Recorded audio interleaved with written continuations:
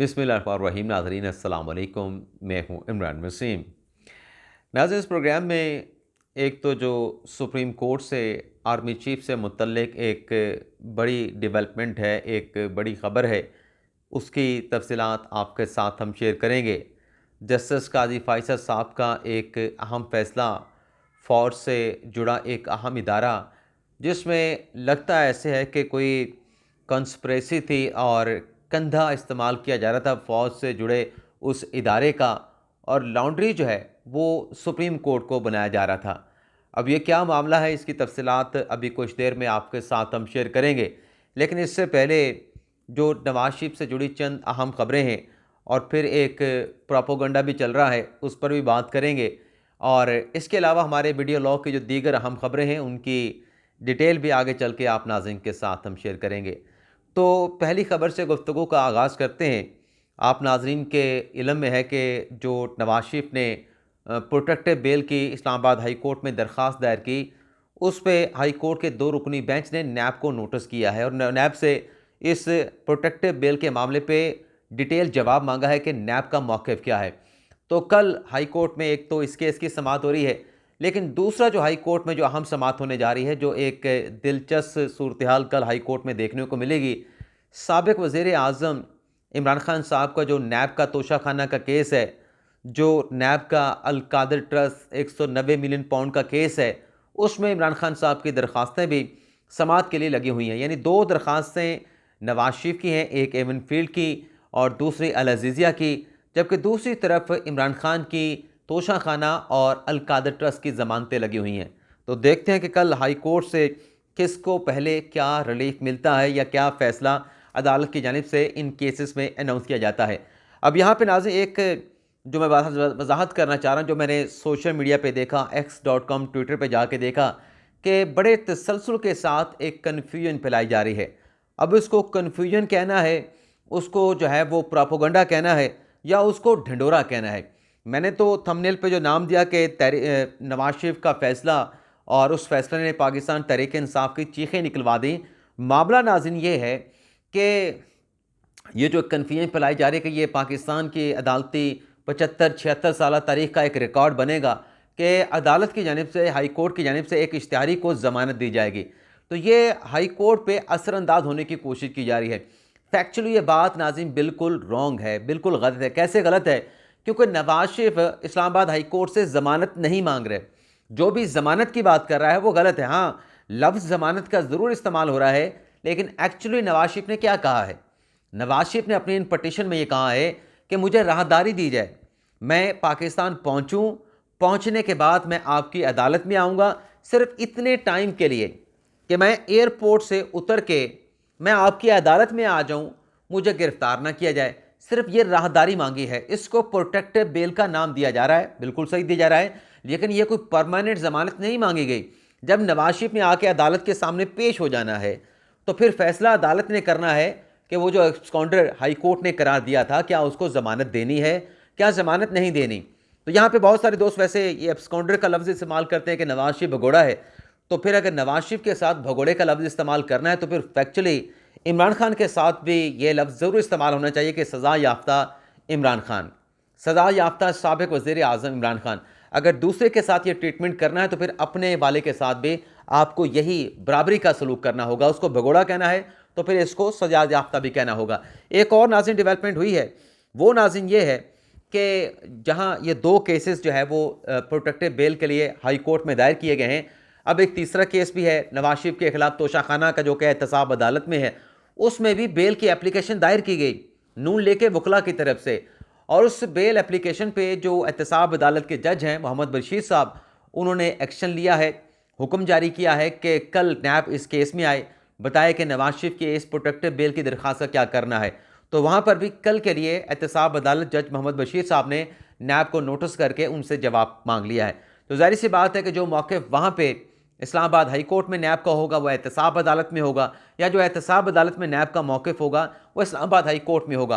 और यहाँ पर एक और चीज़ भी, ये जो इस किस्म का प्रोपोगंडा, इस किस्म की चीखें पाकिस्तान तहरीक इंसाफ की निकल रही हैं कि इसको तो आप गिरफ़्तार करें, भाई वो आ रहा है ना। और हमेशा से अदालतों के ने हमेशा फ़राख दिली दिखाई है दरिया दिली का अदालत ने मुजाहरा किया। अगर कोई मुलज़म उनके सामने आना चाहता है, इमरान खान साहब का केस क्या था? इमरान खान साहब का केस यही था कि मैं तो ज़मानत लेने के लिए आया था, मुझे कैसे गिरफ्तार कर लिया। इसको डिफ्रेंशिएट करते हैं कि वो तो इश्तिहारी है, लेकिन वो इश्तिहारी था तो खान साहब भी तो मुलज़म थे, खान साहब भी तो मुलज़म थे। लेकिन यहाँ पे बात यह है कि वो शख्स, इमरान खान साहब तो एक पक्की ज़मानत लेने के लिए आए थे। यहाँ पे नवाज शरीफ ने भी पक्की ज़मानत की दरख्वास्त नहीं दायर की। नवाज शरीफ ने कहा कि मुझे सिर्फ अदालत तक आने दे, आगे की फेट का फैसला फिर हाई कोर्ट ने करना है, हाई कोर्ट के जज साहबान करेंगे। तो ये एक बड़ा अहम डिफरेंट है जिस पर कन्फ्यूजन है, फैलाई जा रही है कि नहीं वो तो ज़मानत लेने आ रहा है, उसने सिर्फ राहदारी रिमांड मांगा है, राहदारी प्रोटेक्टिव बेल मांगा है, सिर्फ अदालत का तक रास्ता मांगा है, सिक्योरिटी कह लें या सिक्योर रास्ता कह लें, वो नवाज शरीफ ने मांगा है। उसके बाद जब ये केस अदालत में होगा, अदालत ने फैसला करना है कि उसके बाद नवाज शरीफ को घर जाने देना है या फिर उनको जो कोट लखपत जेल है वहाँ पे नवाज शरीफ को भिजवाना है। तो ये भी आपके साथ हमने चाहा कि डिटेल शेयर कर लें। शेर अफजल मरवत साहब, खान साहब के वकील, खान साहब के पसंदीदा वकील, उन्होंने ये जो उनके साथ झगड़ा हुआ अफनान कुंडी साहब के साथ, अफनानुल्लाह साहब के साथ, उसमें एक मुकदमा तो दर्ज कराया अफनानुल्लाह की तरफ से, दूसरे मुकदमे की दरख्वास्त जो है वो शेर अफजल मरवत साहब ने दी थी कि मुझे धमकियाँ दी गई अफनानुल्लाह की तरफ से, तो मुझे ख़तरा है तो मुकदमा दर्ज करें। लेकिन SHO थाना मारगला ने मुकदमा दर्ज नहीं किया। इस पे मरवत साहब जो है वो अदालत में चले गए थे। तो आज जज अवैस अहमद साहब ने SHO को बुलाया, उनसे जवाब लिया तहरीरी तौर पे, और फिर जज साहब ने SHO थाना मारगला को हुक्म दिया है कि आप शेर अफजल मरवी की दरख्वास्त के ऊपर अफनानुल्लाह के ख़िलाफ़ जो है मुकदमा दर्ज करें। तो एक ये डेवलपमेंट हुई है। इसके अलावा फ़ौजी अदालतों के हवाले से जो आर्मी चीफ से मुतल्लिक़ ख़बरें उस पर आने से पहले सुप्रीम कोर्ट में एक दरख्वास्त दायर की गई है और उस दरख्वास्त में ये कहा गया है, जुनैद रज़ाक उनके वकील हैं सलमान अकरम राजा, कि फ़ौजी अदालतों जहां 9 मई के वाक़यात के हवाले से कोई 102 लोगों को भिजवाया गया था, वहां पर मिलिट्री कोर्ट की तरफ से ट्रायल का आगाज़ कर दिया गया है और सुप्रीम कोर्ट के 3 अगस्त के फ़ैसले की हुक्मनामे की खिलाफ वर्जी हो रही है जो उनको यकीन दहानी करवाई गई थी। तो इस दरख्वास्त में जो सुप्रीम कोर्ट में दायर की गई है, इस्तदा ये की गई है कि जल्द अज जल्द फौरी तौर पे जो फ़ौजी अदालतों के ख़िलाफ़ मुकदमा है उसे समाअत के लिए मुकर्रर किया जाए।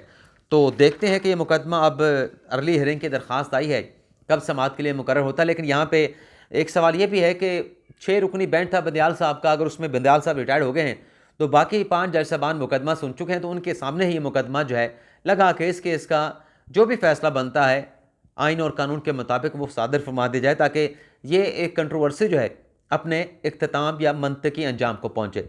अब आ जाते हैं काजी फ़ैसल साहब ने क्या फ़ैसला दिया है और उस फैसले से ऐसा बज़ाहिर क्यों लगता है कि एक फ़ौज से जुड़े इदारे के ख़िलाफ़ साजिश थी, लेकिन काजी फ़ैसल साहब ने उस साजिश को भांप लिया और फिर एक फ़ैसला दिया। ये नाज़िम मामला था जो सुप्रीम कोर्ट में मलिक रियाज केस की समाअत हो रही थी और उनके वकील थे सलमान हसन भट्ट साहब। तो दौरान समाअत जो है, जब काजी फ़ैसल साहब ऑर्डर डिक्टेट करवा रहे थे तो सलमान भट्ट साहब ने कहा कि चीफ साहब हमारे साथ ज़्यादती हो रही है। काजी फ़ैसल साहब ने कहा, भाई आपके साथ क्या ज़्यादती हो रही है? जो हुक्म 460 अरब का है आपके कंसेंट के साथ दिया गया, तो ज़्यादती आपके साथ क्या हो रही है? तो सलमान भट्ट साहब ने हवाला दिया कि देखें, जहाँ पे हमारी मलिक रियाज हुसैन का कराची का बरहेटाउन का प्रोजेक्ट है, उसके साथ बिल्कुल DHA भी है और DHA को भी 19,000 एकड़ ज़मीन दी गई है। उनसे तो MDA ने यानी मलिक डेवलपमेंट अथॉरिटी ने सिर्फ 2 अरब रुपए लिए हैं, हमसे आप 460 अरब का तकाजा कर रहे हैं। हमारे पास ज़मीन भी 16,000 एकड़ है, तो ये तो हमारे साथ डिस्क्रिमिनेशन हो रही है, हमसे तो 458 अरब ज़्यादा लिया जा रहा है। तो जज साहब ने बड़े बेहतरीन अंदाज से उनकी क्लास ली, बल्कि उनको समझाया, कहा कि देखें, आप किसी मोहल्ले किसी सेक्टर में जाकर एक 10 करोड़ का घर ले लेते हैं, ठीक है, आपने घर 10 करोड़ का ले लिया, उसी जगह पे आपके हमसाए में एक और घर जो है वो 2 करोड़ में फ़रोख्त हो जाता है। तो आप जब 10 करोड़ का आपने खुद सौदा किया और दूसरे ने आके 2 करोड़ में ख़रीद लिया, तो आप डिस्क्रिमिनेशन का मुतालबा नहीं कर सकते। और फिर इस हवाले से भी आपका ये मुतालबा नहीं बनता कि आपके साथ इम्तियाजी सलूक हुआ है। आपने ये खुद 460 अरब देने की डील की, आपने कमिटमेंट दी, आपकी तरफ से प्रपोजल आया, आपके कंसेंट के साथ ऑर्डर जारी हुआ कि मैं 460 अरब 16,000 एकड़ के एवज दूंगा। अब आप कैसे कह सकते हैं कि आपके साथ जो डिस्क्रिमिनेशन, आपके साथ जो है कुछ ज्यादती की जा रही है? और फिर काजी फ़ैसल साहब ने कहा, चले हम आपकी बात मान लेते हैं, फिर ऐसा करें, 460 अरब ये तो आपका कंसेंट ऑर्डर है, ये जो आप जिस इदारे का DHA का हवाला दे रहे हैं उनके खिलाफ आप एक अलग से पटिशन आर्टिकल 184(3) की दायर करें कि उनसे भी हमारे जितने पैसे लिए जाएं।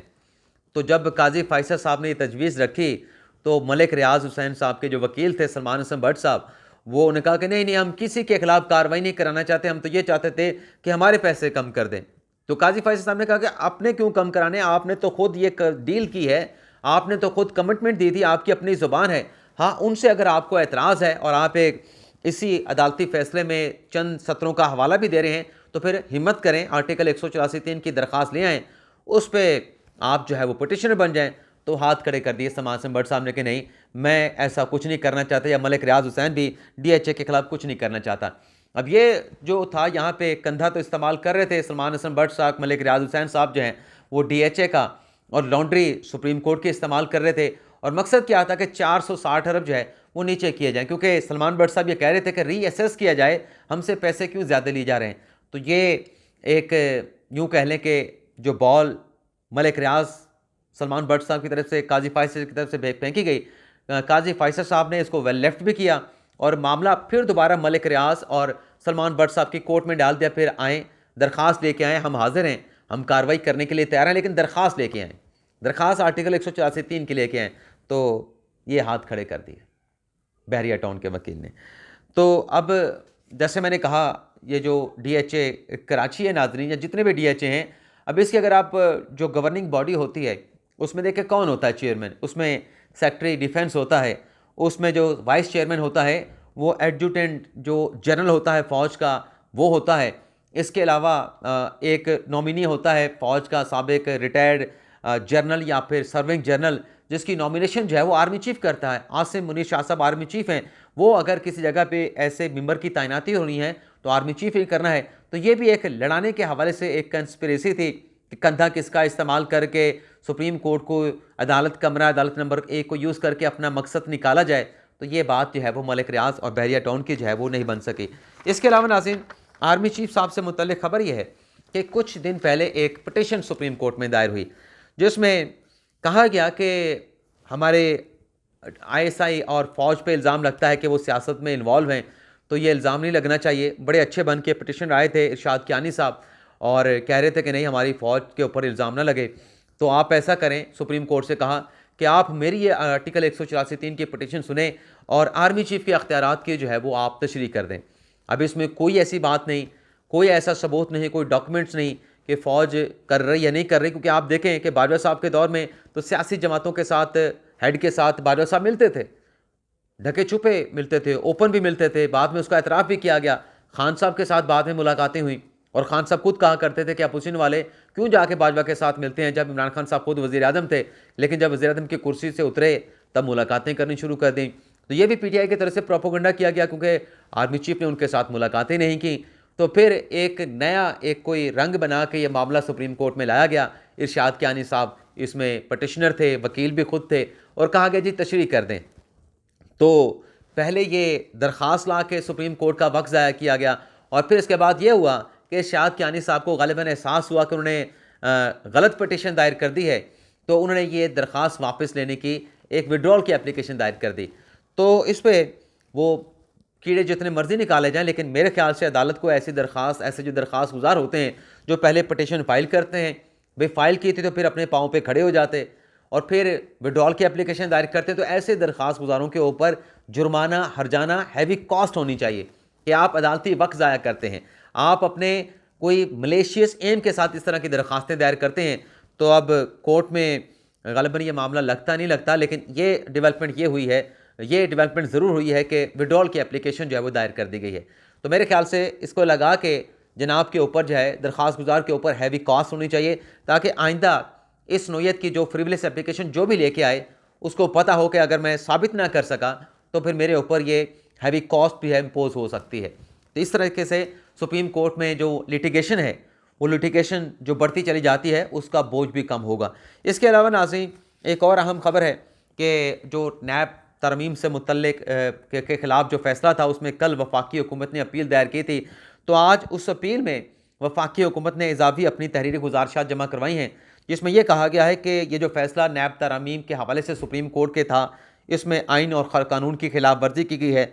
6 माह में सुप्रीम कोर्ट ने इमरान खान साहब के वकील ख्वाजा हारिस को सुना, 22 समातों तक सुना। ख्वाजा हारिस को जवाब देने का भरपूर मौका दिया गया और यह भी कहा गया कि ख्वाजा हारिस को तो जवाब जमा कराने के लिए 3 माह का वक्त दिया गया, लेकिन वफाकी हुकूमत को जवाब जमा कराने के लिए सिर्फ 3 हफ्ते दिए गए।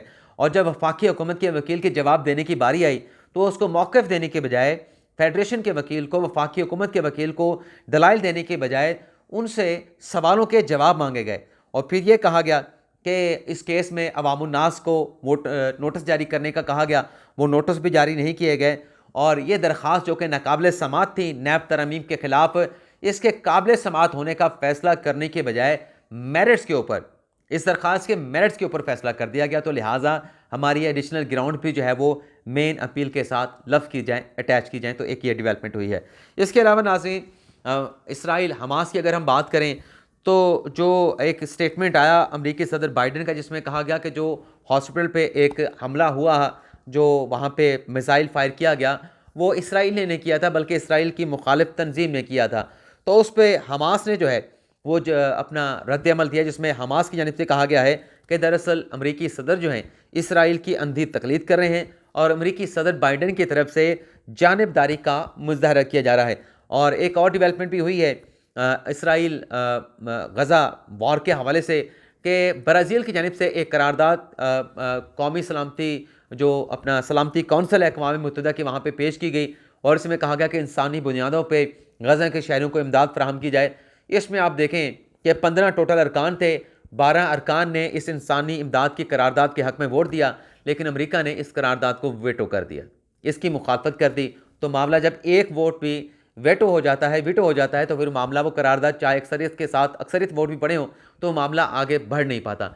इसके अलावा नाज़रीन, ये जो स्टेटमेंट आया अमरीकी सदर का, बाइडन साहब का, कि ये इसराइल ने नहीं किसी उनके मुखालिफ तंजीम या धड़े ने किया है, इस पर फातिमा भुट्टो साहिबा का स्टेटमेंट आया है, जिसमें उन्हें कहा, बल्कि वो चीख पड़ी, उन्हें कहा कि ये किस किस्म, बल्कि CNN के ऊपर वो चीखें, जो CNN की रिपोर्टिंग है, सहाफ़त है, उस पर उन्होंने बरमला जो है अपने तहफ़्फ़ुज़ात और तशवीश का इज़हार किया कि हमास के ऊपर इल्ज़ाम लगाया जा रहा है, हमास के पास तो ऐसा कोई रॉकेट नहीं है, ऐसा कोई मिसाइल तो है ही नहीं, तो जो जाके हॉस्पिटल के ऊपर उसको टारगेट किया जाए, हॉस्पिटल पे फेंका जाए और उसके नतीजे में 500 जो लोग जो हैं इस दुनिया से चले जाएं।